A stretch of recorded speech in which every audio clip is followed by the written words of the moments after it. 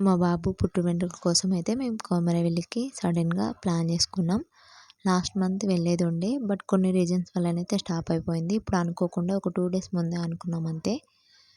మల్లన్న దేవుడికి బంతిపూలు అంటే చాలా ఇష్టం కదా. ఆ బంతిపూలతో మా ఇల్లంతా అలంకరించుకొని వచ్చేటప్పుడైతే దేవుడా మా ప్రయాణం మంచిగా సాగాలని మొక్కేసుకొని వచ్చాం. ఇక్కడ గుర్రాల గుండి ఎల్లమ్మనట. ఇది సిద్దిపేటకు కొంచెం దగ్గరలో ఉంటుంది. ఇక్కడ ఎల్లమ్మ తల్లి విగ్రహం ఎలా ఉందంటే చిన్నపిల్లలు సడన్గా చూస్తే అయితే భయపడతారు. అలా చూద్దామని వెళ్ళి ఒక 10-15 మినిట్స్ అయితే అక్కడ ఆగి మళ్ళీ అయితే స్టార్ట్ అయినాం.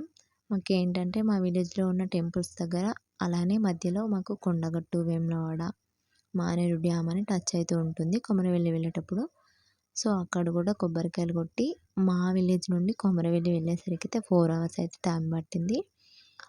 మొత్తానికైతే చేరుకున్నాం. ఇప్పుడు ఏం లేదు, ఒక రూమ్ తీసుకొని మంచిగా హాయిగా పడుకోవడమే అంతే.